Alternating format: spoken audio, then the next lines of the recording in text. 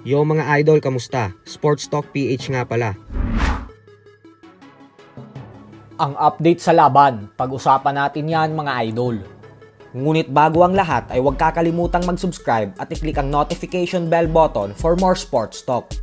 So alam nga po nating lahat na sa linggo nagaganapin ang bigating world title fight sa pagitan ng current WBC welterweight champion Mario Barrios at ng challenger nitong si Ryan Garcia. At bagamat sinasabi sa media na matinding laban po ito, ay mukhang hindi ganun ang sinasabi ng mga fans base sa mga gustong maglabas ng salapi para mapanood ng live ang sagupaan ng dalawa sa T-Mobile Arena sa Las Vegas, Nevada. Tila na pressure na po kasi ang mga organizers dahil napakadami pang bakanting upuan sa venue na hindi nabibenta. Kaya naman dahil dyan ay napilitan na ang mga ito na ibagsak presyo ang mga tickets. 50% discounted na po kasi ngayon ang mga tickets, kung saan pwede ka nang makanood sa ringside sa halaga na $571 lamang o mahigit kumulang 30,000 pesos, habang ang pinakamura naman ay $46 o halos 3,000 pesos. Napakamura na po nito para sa isang laban ni Ryan Garcia. Malayong malayo kung ikukumpara sa paparating na laban ng ating pambansang kamao Manny Pacquiao, kung saan kahit isang exhibition fight lang ito sa Las Vegas, Nevada, ay pumapalo pa rin ng $5,000 ang pinakamahal na ticket. Mahigit 300,000 pesos po yan. At $178 o 10,000 pesos naman ang pinakamura. Isang patunay lamang na hindi talaga nalalaos ang ating pambansang kamao.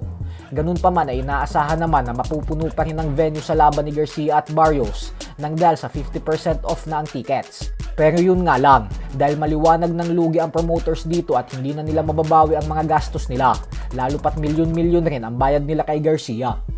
Sa kabilang banda naman mga idol ay tila nagulantang naman nga po ang Philippine boxing community matapos magkasagutan kanina sa social media ang current WBC minimum weight champion Melvin Jerusalem at ang MP Promotions President Sean Gibbons. Naglabas po kasi ng sama ng loob si Jerusalem sa social media nang dahil sa pagkakakansila ng kanyang dapat na unification fight kontra sa Unified WBO, WBA and The Ring Magazine champion Oscar Collazo na siyang nakatakdasan ng ganapin sa susunod na buwan. Ayon kay Jerusalem ay nakabili na daw ang buong team niya ng plane ticket papuntang Japan at Amerika, tapos bigla lang umanong nakansela ang laban. Paalis na daw sana sila noong February 15, tapos noong Feb 14 umano ay nakontak yung team Collazo na hindi na matutuloy ang laban nila. Kaya sino umano ang hindi magagalit sa ganitong sitwasyon, lalo pat wala umanong refund sa mga ginastos nila sa plane tickets at pag-advance booking ng hotel. Grabe umano yung preparasyon nila tapos bigla lang aatras. Bagay na sinagot naman ni Sean Gibbons matapos itong mag-iwan ng komento at tinawag na bobo si Jerusalem. Banat ni Gibbons na sinabihan niya na umano nung una pa lang si Melvin na hindi daw matutuloy ang laban.